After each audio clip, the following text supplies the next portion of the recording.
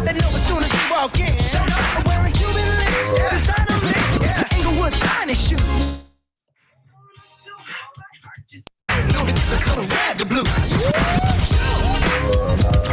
I'm a dangerous man with some money in my booty. Keep up. Some of the pretty girls around me and they're waking up the body. Keep up. Why you mad? Fix your face. Say my phone, they always keep up. Players on there.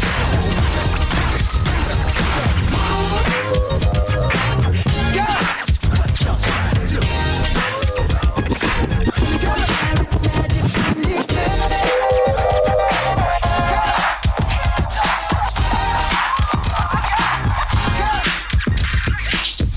Live in the mix with Indigenous DJ MC1.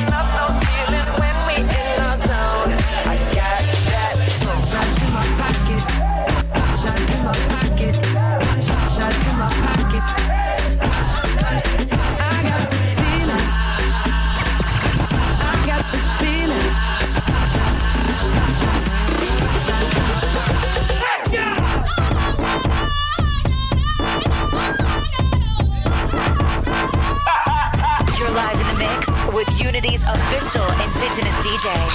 Check it out. Let's go. MC1.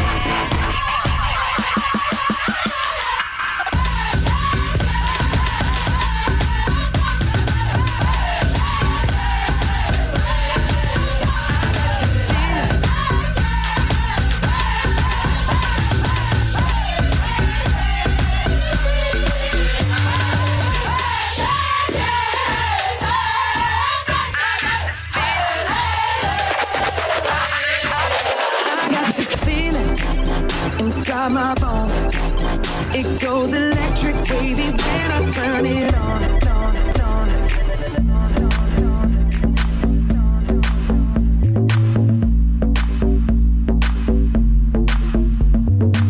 You're live in the mix with Indigenous DJ MC1.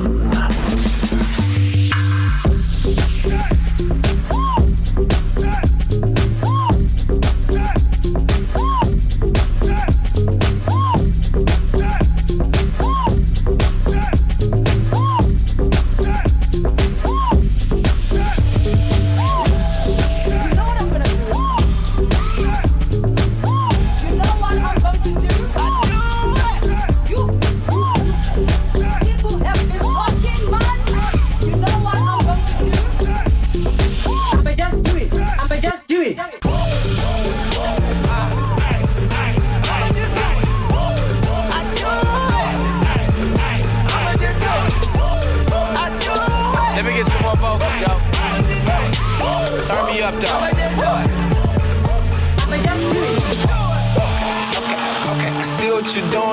don't excite me. Like, no.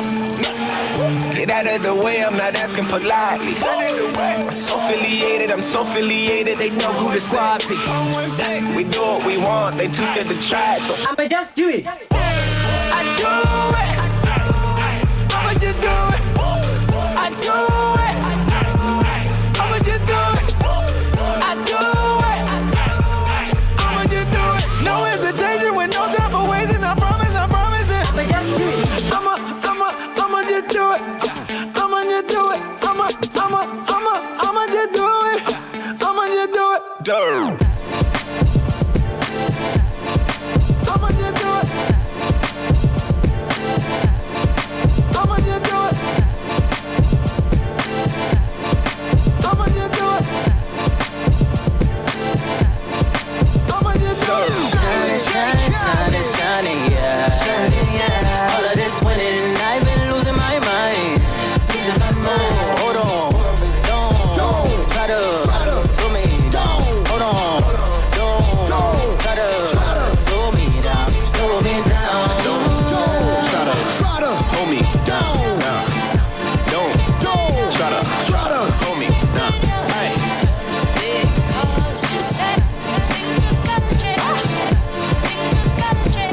Another one. Make a way. One ain't enough, I need two. And then I mix the ace with the deuce. Hit a triple double in the garden. Held on my left wrist like I'm Harden. Ran to the dealer, bought twin Mercedes. The European trucks for the twin babies. Don't let me have a son, I'm a fool. Send them to school and on my juice. I want a boy and girl to fight for truth. Whatever God give me, I'm cool. I've been winning so long, it's like alchemy. I've been playing cards with the house money. 21 Grammys, I'm a 21 Grammys, I'm a I shoot. Even work back with 12 solo albums all platinum. I know you ain't out here talking numbers right. I know you ain't out here talking summers right. I know you ain't walking around talking down, saying bullshit when you a runner right. Plain Paddock Ben had it. Flooded when I got it from Cali. That was just a thank you for his last year. Next year, gonna have to buy a pallet. Shining, yeah. All of this winning, I've been losing my mind. Hold on, don't try to slow me down. Hold on, don't try to slow me down.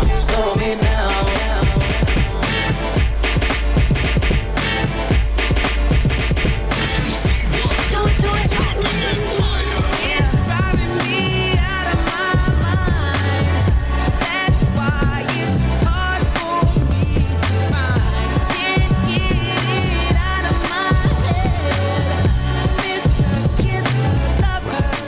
That girl is.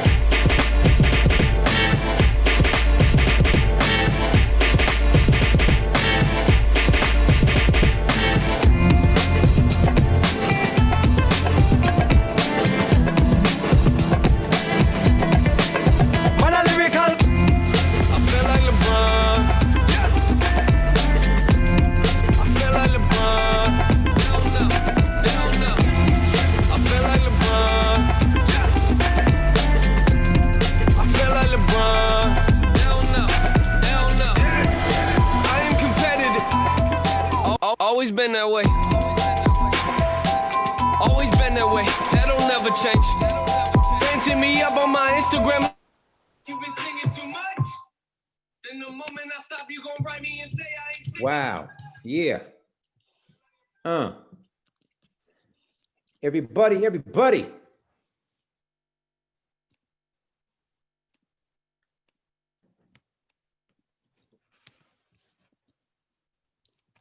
Where we at? Man. I pulled the music. Go ahead. Hey man, everybody see me okay? How's everybody doing out there? Chance Rush in the building. Check 1 2 1 2. Man, webinar series for Native youth and adults. Unity Fall 2020. Let's get this thing rolling tonight.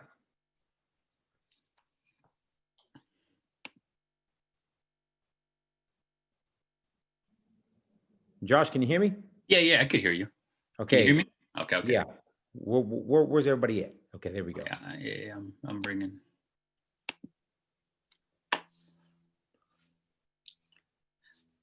Isaac will join us. Okay. He's finishing up practice. But go ahead, get started. Yes, ladies and gentlemen, how's everybody doing out there? We're doing good. Okay, so first and foremost, man, I want to thank Unity for the opportunity to bring on 3 very special guests. Shout out to my brother Josh So for putting this together. Also, big shout out to the one and only Mr. MC1 himself, OKC's finest, the official DJ for Nike N7, the official DJ for Unity. I don't know if I'm official or not, man, but I know that I'm official tonight because of our 3 guests. Before we get started this evening with 3 amazing guests, man, we want to, take this time to give a shout out to everybody, let you all know how special you are, how gifted you are, how talented you are, man. We all love you. And with that being said, man, I like to have a moment of silence for anyone that we lost to COVID. Any of our sisters out there who are not with us right now, the ones that went on before us, and anybody going through anything, struggle, whatever it may be, but also the people who are celebrating life, who are grateful for everything that they're doing. So I'd like to have a moment of silence followed by a word of prayer. At this time, if you all can join us.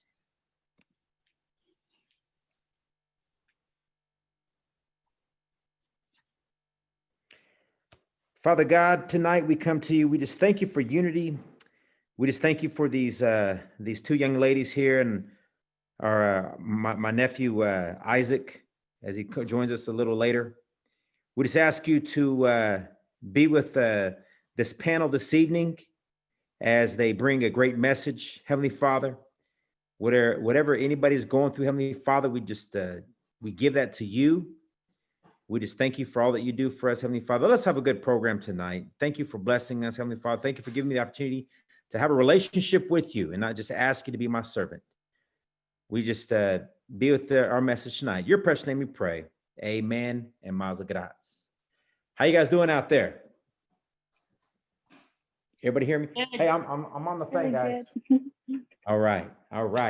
Okay, so ladies and gentlemen, if you're just now joining us, I would like to thank Unity. We are putting together our Unity Fall 2020 webinar series for Native youth and adults. This is an 8-week program, powerful speakers, and wicked content. Tonight, our message is taking your game to the next level. Tonight with this, I know that Isaac's going to be with us here in a little bit. We have Daan Haven, and we also have Noni Thomas joining us. And so, ladies, how are you girls doing? Good. All right. Daan, won't you introduce yourself there briefly, and then Noni will go over to you. Go ahead, Daan. Yeah, no kadene nisle do hanaatni bashishin kachina dashiche do torechini dashinale dongo ina haven yinshe. I am the Mexican clan, born for one who walks around clan. My maternal grandfather is Hopi, and my paternal grandfather is Bitterwater clan. I'm originally from Ganado, Arizona. I graduated at Ganado High School, and I'm currently a senior at ASU. I'll be planning to graduate in December. All right, cool. Well, Daan, thank you for joining our webinar this evening. Noni? Noni Thomas, Hanarachni Nishle, Makadene Bashishi, but Akni Dashiche, Belagana Dashinala.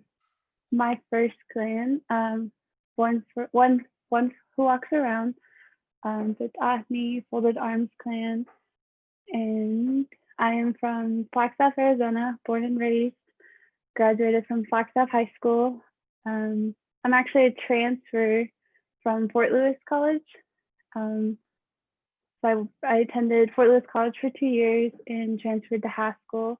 So this is my 3rd year. I'm a junior right now. Yeah. All right. Well, Noni, thank you for coming on. I see that you have it. Is it Noni? Is that what they call you too? Oh yeah. I also go by Noni. Okay, Noni. Well, I might go back and forth with both names. Okay. Okay. So, man, thank you for joining us. And man, I know that, you know, girls, I try to look as young as possible. I try to do everything, stay in shape, try to do all Wings of America, you know, all of it. You know, I'm one of the original Wings of America back in the day. But man, I just know that I'm aging because this next young man I want to have him introduce himself. You I have to remember he stretch, was huh? a little bitty guy, you know. How you doing there, Isaac? How's there, Mr. Desjarlais? You doing good? I am doing good. I just got back from practice. Yeah. Coach did not take it easy today. No, not down there. Not out in the Southwest. Coach, don't take it easy out there. Hey, Isaac, man, go introduce yourself, sir. All right. Hada gujabi makvia kude homagiabi huku dupka nakodo yate. Hello, everybody. My name is Isaac. My Indian name is Shoots the Sky. I come from the Bone Chipper people of the Nakota people. I'm Navajo as well. I was born and raised in Arley, Montana, on the Flathead Indian Reservation, home to the Salish and Kootenai tribes. Lived there my whole life, and then made my way down here to Tucson, Arizona. And I'm currently a graduate student here, getting my master's in business analytics. And yeah. Man, bro, how long have we known each other?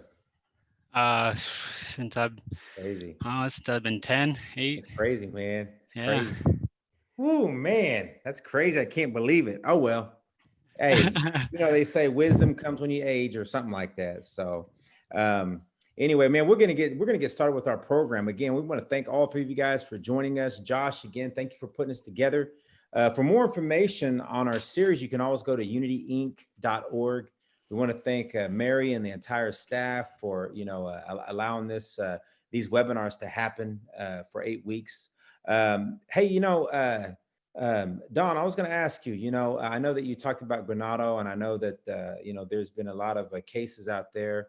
How is your community doing? I know that, you know, we got to be confidential, but, you know, at the same time, you know, hopefully you can elaborate on what's going on back in Granado. Go ahead. Yeah, so far, I think I've heard from my family that cases have gone up in Granado area. And I haven't been home for a while. I think the last time I went back home was back in March. But yeah, I just hope and pray that, you know, they get through it and that my family's doing okay. And, you know, that's the only reason why I'm staying down here is that, you know, I'd be safe and keep them safe. So.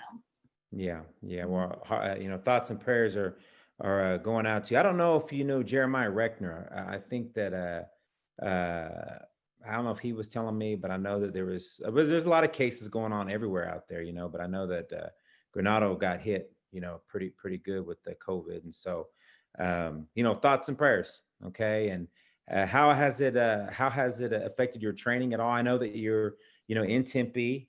But has it affected your training in any way? Yeah, I think it has definitely, even just school wise and financially wise and, you know, living wise. I had to stick with the same apartment and, you know, go along with it. And I think training wise, since it's my senior year and I don't have a season, usually we're in cross season right now, it's kind of hard mentally, but I think just being positive and being with my teammates and, you know, some of us, there's a big chunk of seniors on the team, and, you know, we're just hoping that we'll have a season next January. So just hoping for the best in what we have. So yeah, are they going to allow you to come back and run next year at all? Is the NCAA say anything like that, or? Yeah, they said they'll give us another year,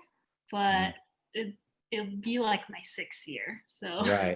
It's a lot to think about. Yeah. Man, you sound like me in college, man. I was in college forever, man. You know. So, hey, Noni, I want to, you know, should I just go with Noni? Is that okay? Yeah. Okay. Noni. So, is this your first year over at Haskell? This is actually my 2nd year. So this is my 4th year in college. Okay. Yeah. What was that transition like? Because I know that Fort Lewis, you know, has got a lot of Native students and Native athletes, but what's that transition like been going over to Haskell from Fort Lewis? I would say the change is like a little different. Just the atmosphere of the school, going from Colorado to Kansas now, the landscape's completely different. Durango is a really small school, and just the town is really small. Kansas has a lot more stuff, very flat. Yeah. But I like it. It's, Mm-hmm. it's a good school. It's really small, a lot more natives. Although there was natives at Fort Lewis, Yeah. just Haskell's all natives. So. And what was behind that? I mean, not to get too personal with you, but you know what Oh made yeah, you I was gonna go over that. So I played at Fort Lewis. I played volleyball there. I signed right after high school. So I played volleyball there for 2 years, and basketball is my main sport. I really wanted to play basketball coming out of high school, but I really loved Fort Lewis. Me and my family went there. We always camped, and I just fell in love with the campus. So that is initially where I wanted to go, but the basketball team, they were senior heavy. So my original plan was to play volleyball for a year and then play basketball. It was a little difficult because after my first year, we got a different head coach for volleyball, and just the transition to basketball was a little hard, and just my grades. So that was a little difficult. So that was the main reason for transferring to Haskell, is to play basketball, and just my school. Yeah. Hey, I'll tell you what, all of us can contest to this, that how hard it is to be athletes and be students, and you know how they say your studies are first. I mean, no, they're not. I mean, sometimes if you want to be a great athlete, I mean, that's almost the priority. You know, I mean, doesn't mean not to go to class or not to have good grades. I went to class and I had good grades, but I mean, just as much as you love academics, man, you love sports, you know. So well, good. And you know, I'm gonna jump around. We're gonna have some people who are gonna ask some questions through the chat, and you know, I'll direct it. So anybody out there, if you have any questions that you'd like to ask all three, or if there's a question individually like you like to ask any of these three fine people, just you know, type who you're asking the question to.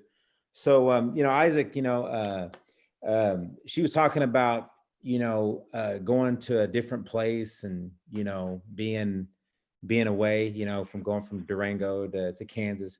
You came up in Little Arley, Montana, and then you show up in Tucson. You know, I mean, talk about not only, you know, two different places, but almost across the country, you know. And how was you able to adjust being away from home as a student athlete and going off and performing as well as you have? Yeah, so like coming to Tucson was never on my places to go. I knew I wanted to go outside of Montana, just to experience something different. I was looking at schools in Oregon, South Dakota, North Dakota, Boise, and I didn't really like look any further beyond that, and actually really didn't even think about running for any school really. I just wanted to go. I wanted to go to good business school, and I wanted to go outside of Montana. I wanted to go outside of Montana because you know, you can always go back home. You know, home's not going to go anywhere. So if you don't like it somewhere, you know, home was always be home. You can always go back. And I actually ended up in Montana because my mom, she told me to fill out this form for the Arizona track and field, and I was like, no way, that's totally not, that's D1, that's not me.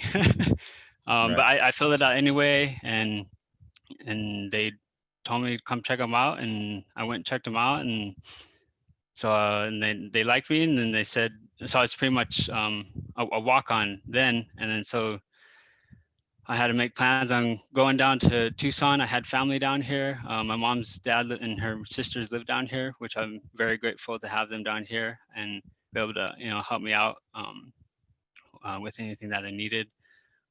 It's tough being away from home.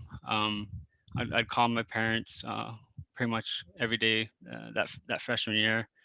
And I just really stayed. I kind of just like went to class and then went to practice. Like was my only thing. And later on in the semester, I found out about Native American Student Affairs, and they're really great people. And met some of my really good friends through the Native American Student Affairs Center, and so just being involved that way helped me a lot. Going to practice, being with my teammates helped me a lot. Just trying to be a part of something away from home, trying to make a home away from home, really. Right. Wow. You know, like I said, you know, knowing you when you were 10 and told by your mom to be quiet at the conference and run upstairs. I remember she made you run upstairs, made you run. That's probably why you're a runner. She made you run everywhere. I remember she made you run upstairs and get something, and your sister's looking for you. Your sister needs help, whatever it may be. So, well, good. I know your parents are very proud of you. And again, thank you for being on here with us. Now, you guys got to do me a favor. Normally, I come from my office in South Tulsa, but tonight, boss lady's out of town, so I have to hold the fort down. I've got 3 daughters and a little dog that just running me, right? And so I had to record. I had to do this out of my home.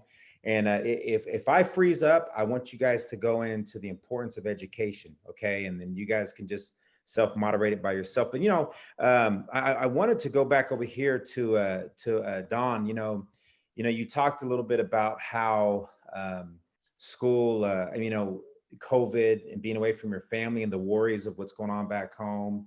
You being in Tempe training. You talked about how it's affected you a little bit.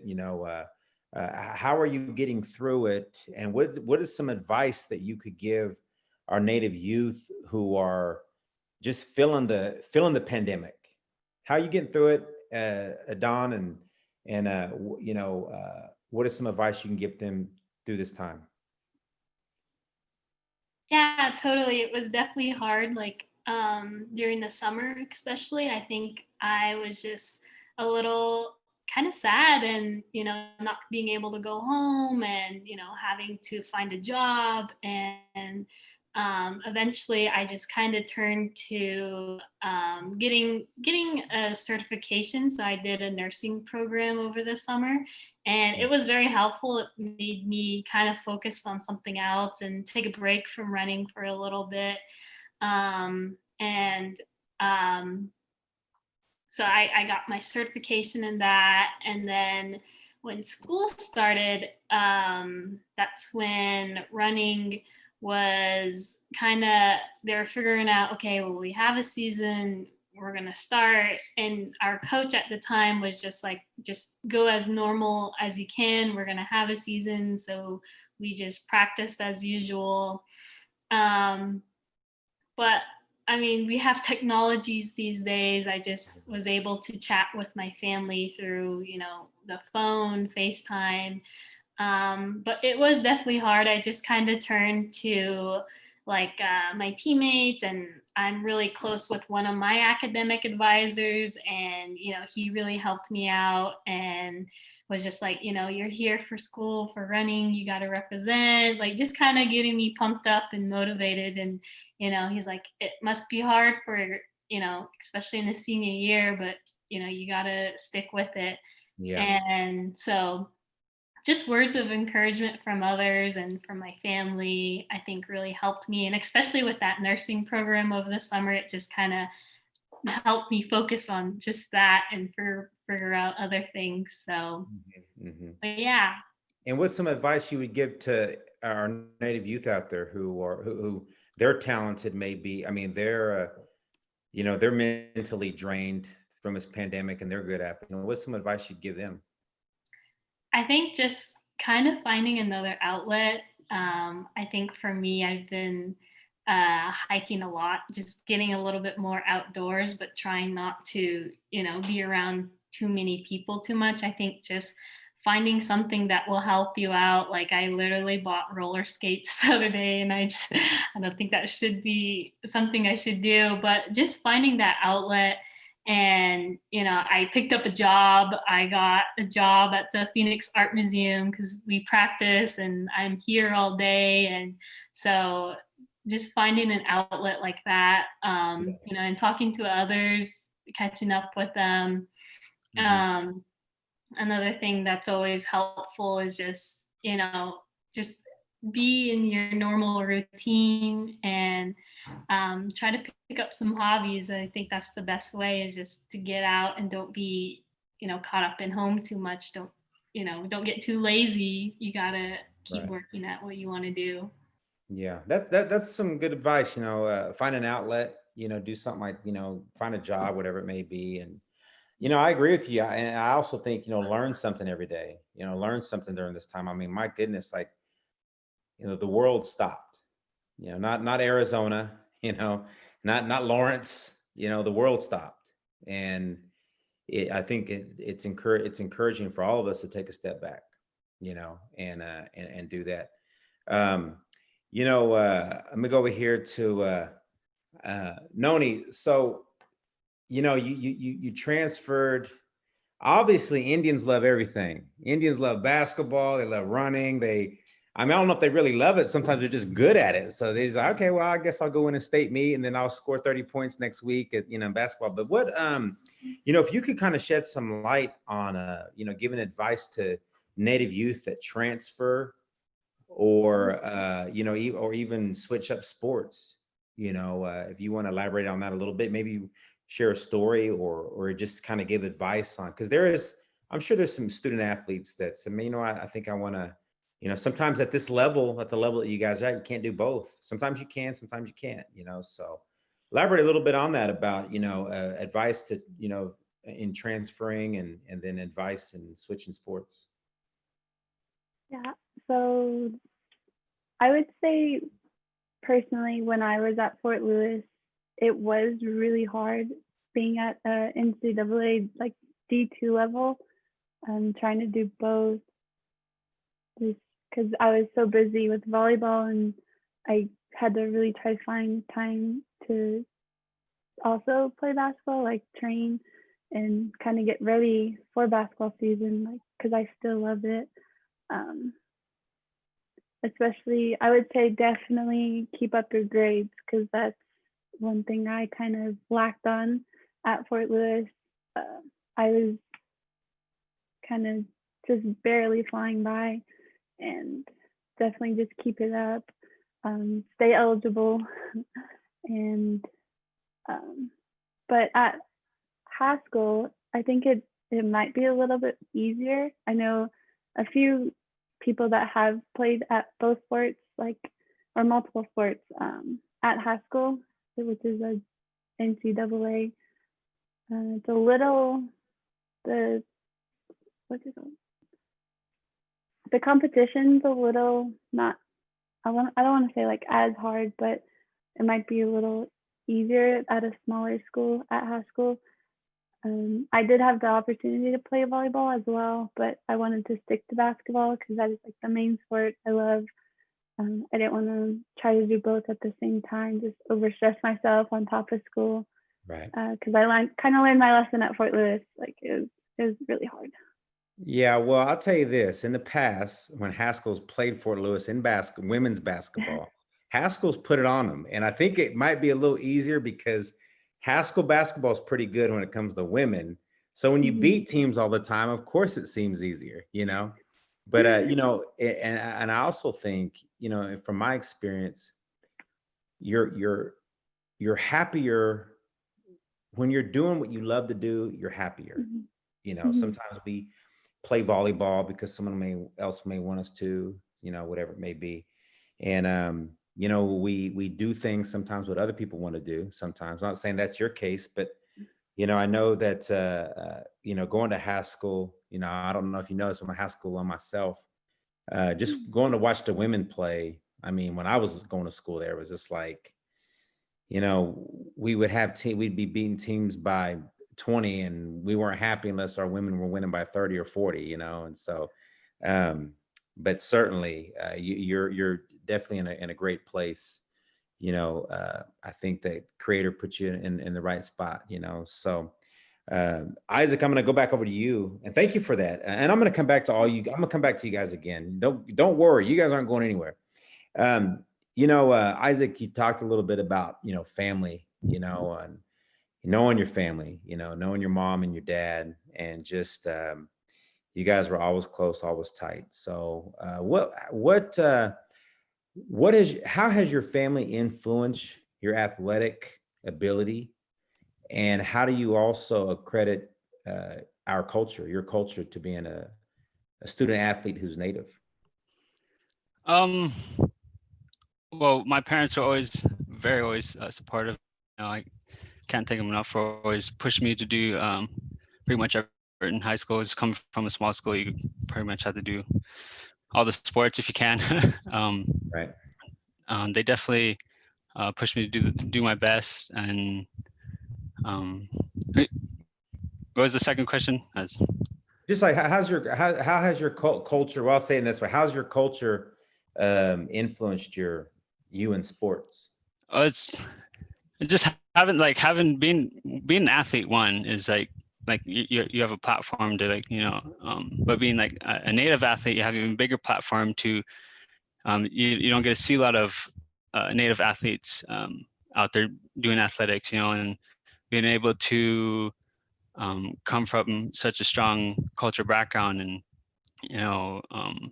let other Native athletes know that things like this are possible, and like just, and then if there's because I was in there, I look at it like I was in their shoes, like didn't think I could do this, didn't think I could do that, and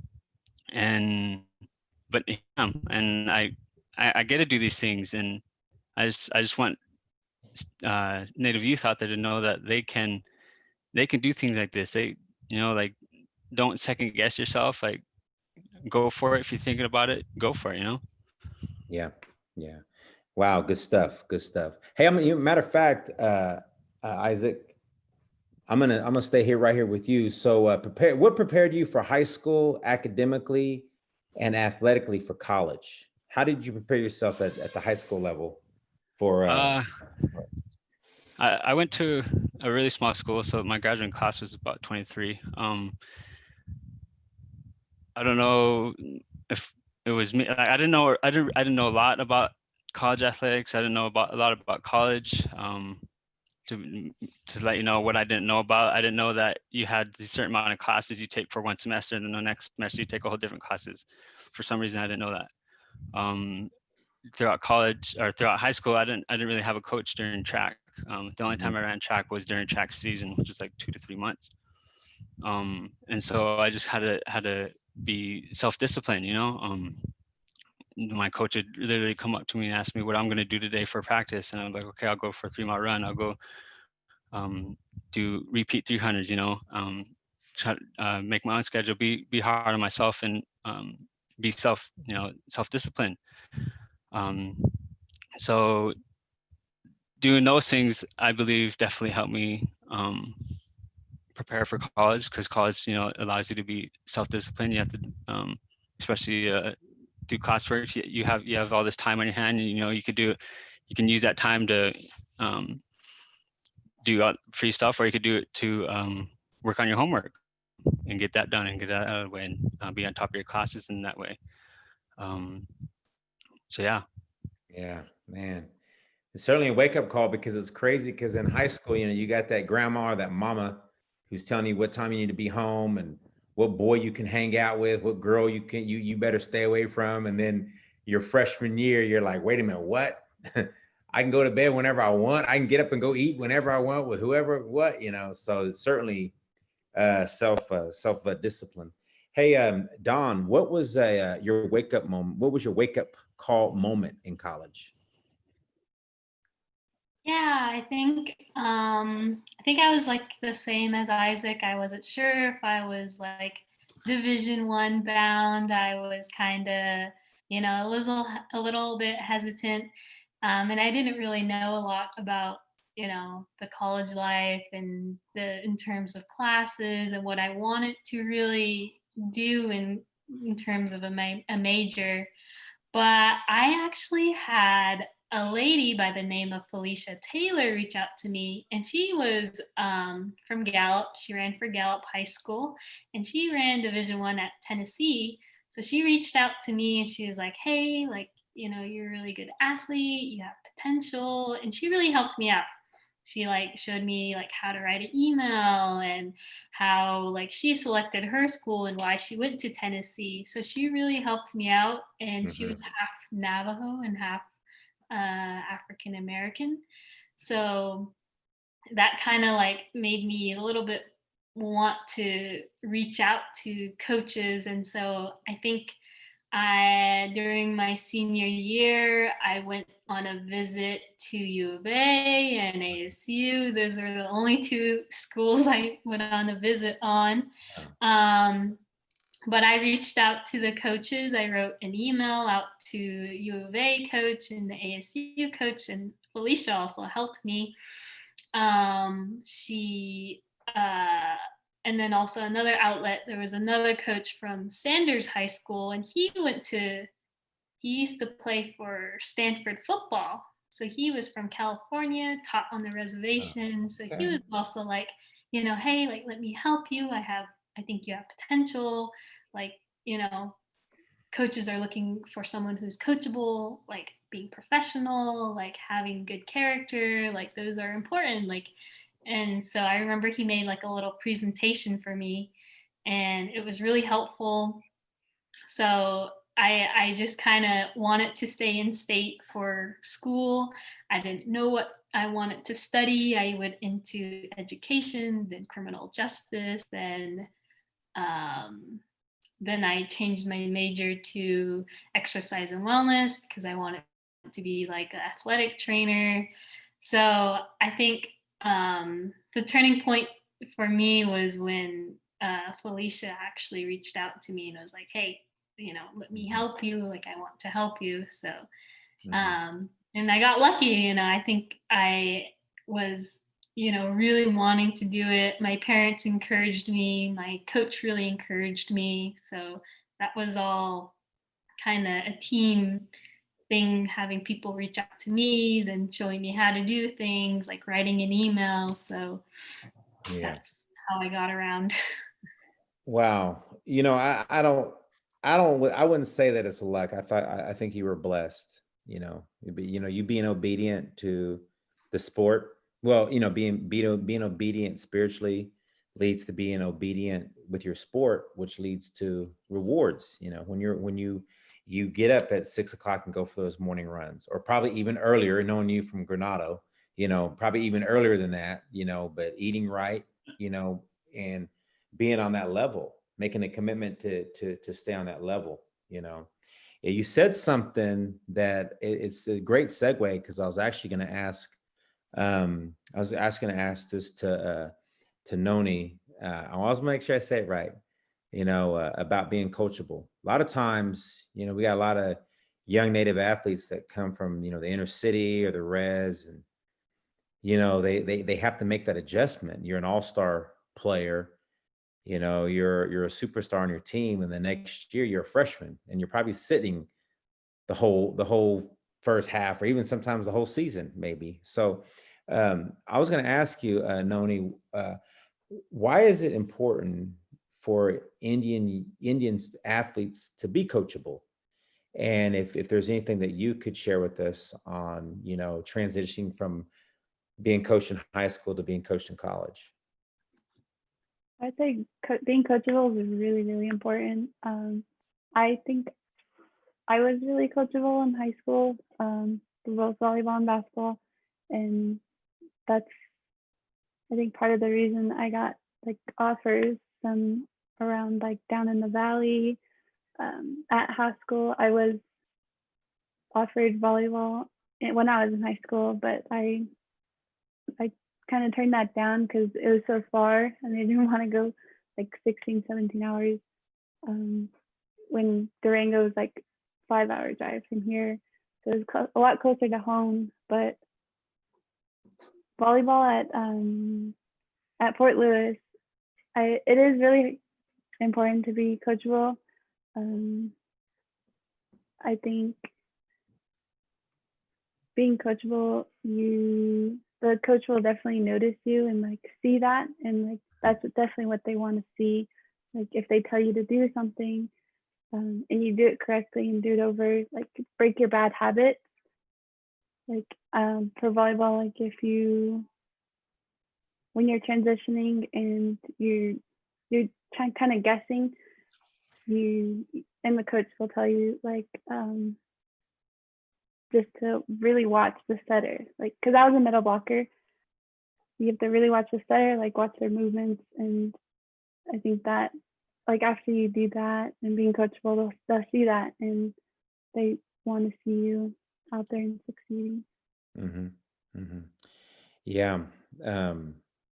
That's so important because there's a lot of kids that sometimes that's where they fold is, you know, when they don't want it, when they're not coachable or they don't, They're like they don't commit. hard-headed. They don't want to change their habits. Like Yeah. that's not what coaches want to see. Yeah. And I'll be honest with you, Noni, I think that's why I was a runner, just because it was like, okay, business as usual in high school, business as usual in college. Like all I got to do, see, like, I'll be honest with you, you know, like in high school, it was just like, man, I just got to beat all the, you know, the white kids and the Indian kids. In college, it was like, man, I got to beat all the Kenyans, you know, I mean, literally it was, you know, that was like, just like that next level. Right. But thank you very much for sharing that with us, because, you know, it's so important for, you know, Native athletes to commit to transitioning, you know, from the high school ranks into the to the college ranks, you know. So to kind of go down the list here real quick, just, you know, simply, why is your education important to you? Noni, we'll stay with you. Why is your education important to you? My education is important to me. I would say my grandpa, he had passed away when I was in high school, around my junior year, and he really, really wanted me to go to the higher education, and he knew I was talented and wanted me to go, you know, to college to play sports, and he's like my main support. He's the reason why I want to finish college. Okay. And good, man. Thank you for sharing that. Your grandpa was your motivation. Wow. Okay. And it's going to open up so many doors, you know, just commit to it. College can be fun. You know, it's so crazy. It's like right when we get out, and I'm not to knock anybody out there, because some people may not want to go to college, but I'll tell you this, when you graduate high school, you either go into it, you start adulting, or you take a break from adulting and not worry about bills and, you know, and then you go off to college, you find the right place, you go to college, and you say, you know what, let me meet people from all across the country. Let me learn a lot of different things and let me grow. Oh, let me get a degree. Let me go get a good job. You know, I mean, you can still get a good job without a degree, but the chances are better with one, right? Daan. Real quick, somebody asked, can you, a question for Noni, can you benefit from volleyball season to be ready for basketball season? Oh, good one.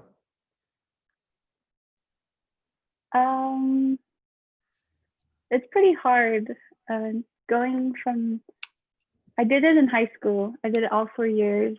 It's really hard. You have to really self-discipline yourself because you're in between sports and they kind of overlap, like the seasons. I know like the end of volleyball season in high school, like we were going to playoffs, and you just have to kind of find time to also get your running in, your conditioning to prepare you for basketball. I know I didn't do that as well, and like my freshman and sophomore year, I like realized I was like going from volleyball, like you don't do conditioning. It's kind of just fast paced, like you're on a little court. Where basketball, you're running up and down. It's super fast paced as well, but you're running up and down the court, and you really need that conditioning. So I would say just definitely self-discipline yourself, get that extra conditioning, weightlifting, just to prepare you for basketball season. Yeah, good. That's a good question. Whoever asked that question, that was a good question. You guys see how Josh just kind of came out of the clouds? I mean, he was like it's like he's like that dude on Wizard of Oz. He's just like background.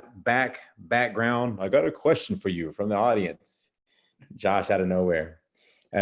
Josh, that's a good one. So do this when there's another question, we'll answer it. Daan. Okay, Daan. Why is your education important to you?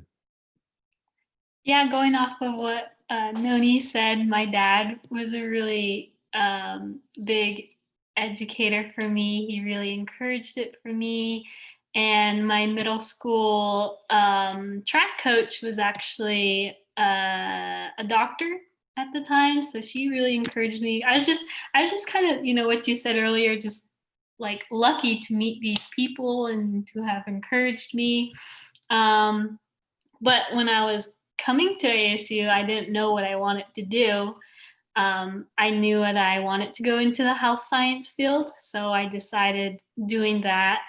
But in the end, like what you said, it's all about getting that career because running isn't going to be there for me in the long run, and I potentially want a good career in which I could help my family and help the community back home and be able to kind of just showcase that, hey, like, education is important.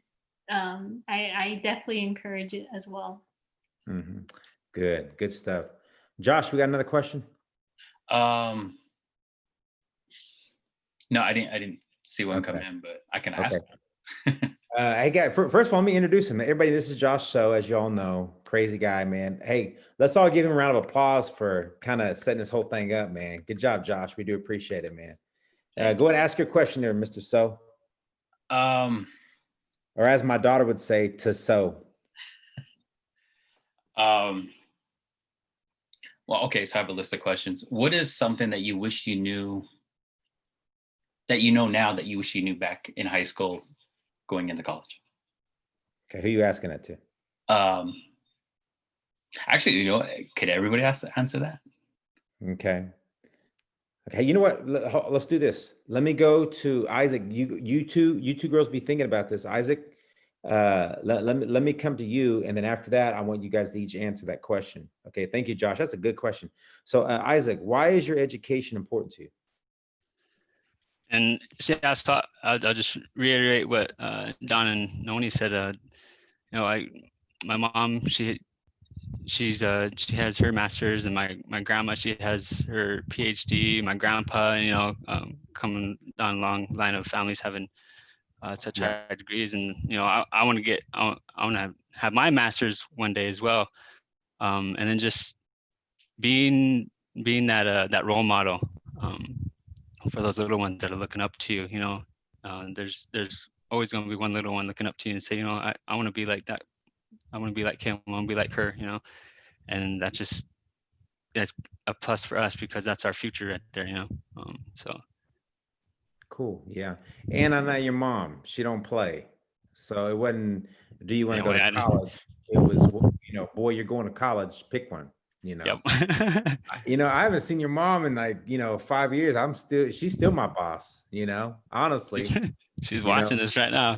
Hey, okay, never mind. So going back to Josh's question, we'll just go down the line.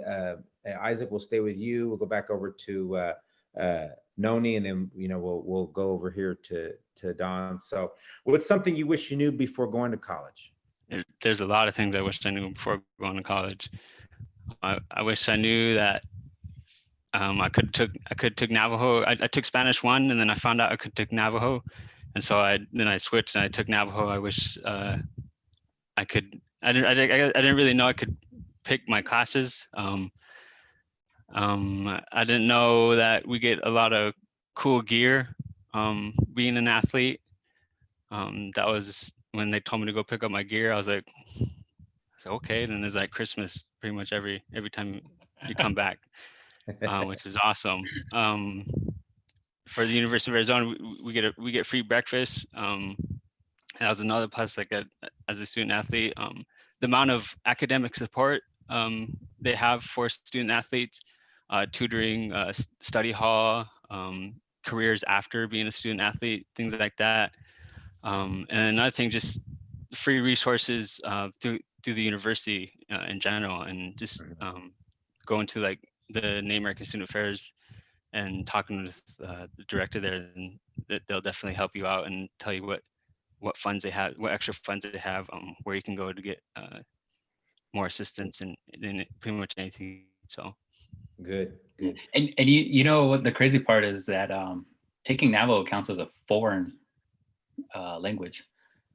Well, yeah, but I'll tell you this right now. We're right here. Yeah, I'll tell you this right now. If I know that you're bummed out that you couldn't take Navajo, but just hang out in Granada for a week, and that's the cliff notes of Dene, you know. So good. All right, Noni, how about you? What's something that you wish you knew before going to college? I wish I knew how to better time manage. That's Yeah. something I definitely learned in college. You have to really know your schedule, practice times, make sure you are prepared to go, get ready for practice, make sure you leave in time to study, do all your assignments. When I was at Fort Lewis, we did study time like as a team together, which was really nice. I liked that. And yeah, invest in a planner. I love my planners now since my freshman year. Yeah. Good stuff. I appreciate that. You know, and we all end up where we're supposed to be. You know, I want all 5 of us to know that when we get off this call is that we all end up where we're supposed to be. So, Daan, how about you? What's something that you wish you knew before going to college? Yeah, I think for me, it was a challenge for scholarships. I wish I reached out more to scholarships, and I mean, I did, but since I was on the team, I didn't have any athletic funding. I was just all academic. And also another reason why I chose ASU is they gave me more academic money than U of A. So, but they really helped me out there. I kind of wish I did more research and just kind of just for security, just, you know, because college is very tough. You know, you have to pay for your books and you have to pay for rent if you're living off campus. And I kind of wish that I knew more about planning on that, just having that security and not having to rely on my parents. And I wish I knew more about classes. Like I knew that ASU had a really good like engineering program. I wish I kind of knew more that background at U of A or NAU, just specialties. And I know that there's a major that my roommate has. She's a interdisciplinary studies, and I didn't know that was a thing where you can study 2 things at once. And I wish I knew about that, and you know, have taken that opportunity to look into majors more. But also, I think more about training, I think, because when I came to ASU, a lot of things were so new to me. Like I didn't know what a tempo was, and like my training workouts were so different from ASU workouts. And I kind of wish I prepped myself a little bit more on that end, knew a little bit more about injury prevention. And I learned all of that at ASU. But yeah, and then just taking those opportunities that, you know, Native offices offer on campus and being involved with the Native community. So that's very fun. And I was fortunate to have my sister attend ASU, so I was always with her. And but yeah, I think for me also what Noni said was just having those good time management skills while in college is very important. Yeah, and my advice to all of you is to get those time management skills down now, because if not, man, they linger into adulthood, like all out, you know, all out. Josh, just before we wrap up here, we got another question? No, I kind of wanted to add on to what you guys are saying. And when I had this idea to put this webinar together, I was thinking like, I wish I heard this discussion, you know, from, you know, other student athletes. When I was in high school, I took the first opportunity and I went to the community college. And there was a lot of wake up call moments for me. And I would say it was the little things, from scholarships to injury prevention, down to even diet. And I'm pretty sure Isaac went to U of A for the free breakfast. I know he did. He's a Desjarlais. He's a Desjarlais. I know he did. you even hear free stuff. He just went free breakfast, right? But no, those little things that your coach or your parents, they look after those things, showing up to practice on time, or, because your parents will help you with those things. But when you get to college, you're on your own and you forget those little things, like stretching, and when you're out of the game for a while, right, Chance, when you don't realize when age starts to set in, when you got to start stretching. You can't just get up and boom, hit your stride in in the first minute. But not being afraid to ask questions when you're in high school. What do I need to do for scholarships? What is it like to be on campus? What is the training like, to get ready for those things? And sometimes you go in blind. And unfortunately for me, the college coach that recruited me had probably about 30 athletes on the team, and about 14 to 15 of them were natives. Yeah. And by the end of the first season, only 3 of us were left. And it was sad, and it bugs me to this day that 8, 9, 10 of them didn't make it past the first season. And for those that are watching, you guys are looking at 3 student athletes who kept going, and I'm a big believer to sports being a big lesson. There's life lessons in sports. Runners just don't give up. You can roll your ankle and you'd be pissed, and then you just keep going. In basketball, you just keep going. And that's why I love sports. There's a lot of big things. And one thing you guys touched on earlier was being coachable. That goes beyond the court or the field, because being coachable allows you to realize that somebody's not talking trash to you, but they're talking about your game, and they're not talking about you personally. But when you get into a job, you got to realize that some people aren't talking down on you, they're helping you, constructively. And being coachable and being able to listen and better yourself and work as a team is a big deal when you get into a workplace. Right. And I really definitely want Native youth to know those things. I want to see more Native people, Native youth in college, and not just in sports, but academically. Yeah. And for me, I definitely, wish I heard a lot of these things. And some of the best pieces of advice came from students, telling you about the little things, ride your bike. Don't try and buy a parking pass at ASU, because it's just as much as tuition at the community college. It's crazy, because the parking pass at ASU is almost $1,000, and then it costs about $1,000 to go to a community college full time. And you realize those little things. You're like, oh wow, might as well just ride my bike. It's actually faster to pull your bike up to your classroom building versus parking half mile away, and you still got to walk to class. Yeah. Those little things matter. And I think what it comes down to is being the mentor that we never had for ourselves. Right. Right. And as we begin to wrap up, I want to ask Chance the same question. And I know Chance is being modest. He's humble, but he's also hella competitive, I know, back in the day. And when you surround yourself with other people who are in your same interests, it elevates you. You surround yourself with other runners, you start pushing yourself. You surround yourself with people who want to go to college. You're going to do that in high school. Yeah. And I think that's a really important thing. And I think that's why when me and Chance hang out, we talk about different things that you don't normally talk about with other people. And in case you don't know, Chance did hold the high school record, right, for a while?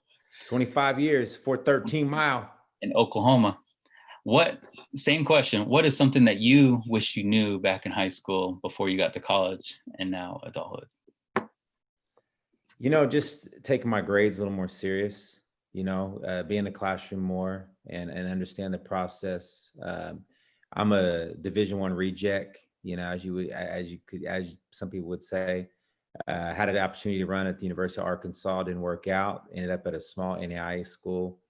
But that's one thing I just want to encourage to all y'all is to, hone in on your studies, and you'll be frustrated when it's all said and done, that if you don't take academics serious now, you'd be frustrated with that. So, man, it's a good question, Josh. I appreciate that, man. Hey, before we wrap up and get out of here, just real quick, I have like just a moment. I want to go ask you one last question, just real quick. We'll start with the girls first. We'll go with Noni, Daan, and then we'll wrap up with Isaac. But real quick, if you give one piece of advice to a native high school senior watching right now, athlete or non-athlete, what would you tell them? Noni? I'd say just choose your school wisely. Make sure to go over all the financials. I know one thing for me, like a huge thing, I want to get through school debt free. And that was like another huge reason I chose Fort Lewis and Haskell's, the tuition, the Native American tuition, like at Fort Lewis, it's waived. You basically just pay for housing, food plans, your books, and the tuition's waived. So that is a huge reason that I went to Fort Lewis. Just also to look for scholarships too, like your tribe, any scholarships kind of like in your degree, like if you have like our set like business degree or exercise. I was originally an exercise physiologist major at Fort Lewis, but I had to change my major to go to high school, so I'm now a business administration major. And yeah, definitely scholarships, go over the schools, make sure you can afford it. Definitely go over scholarships. And good one. Daan, how about you? Some advice you could give to any of our native students, athletes or non-athletes who are listening to you right now.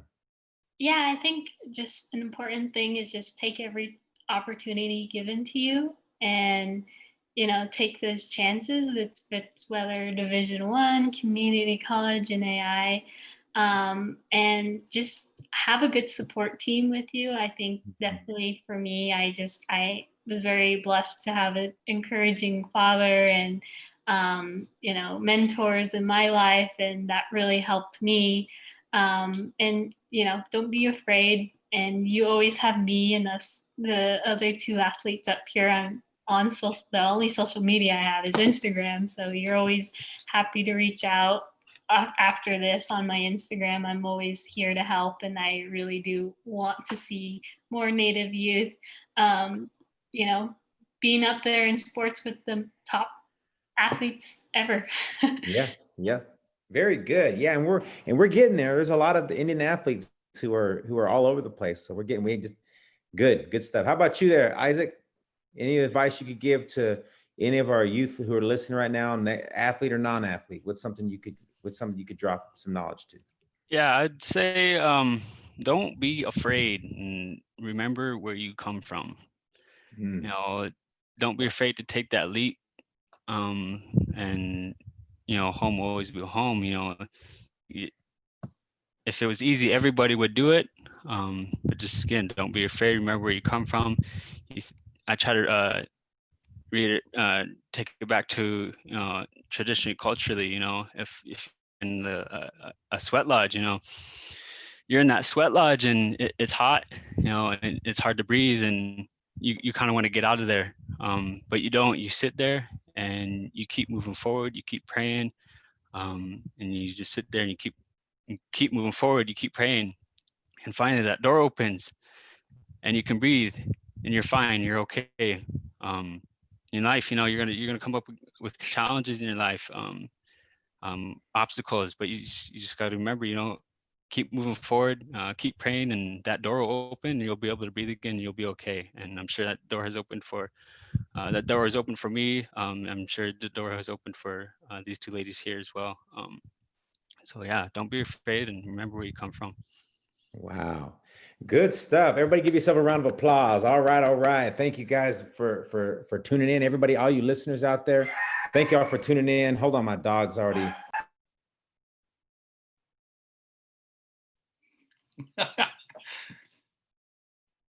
Yeah, thank you for hosting. Yeah, man, that was awesome. Yeah, I did great the whole night. I did great, and then the res comes out at the very end. Yeah. Probably because Isaac started talking about the sweat. I was like, uh-oh. And then out of nowhere, my dog starts barking at the end.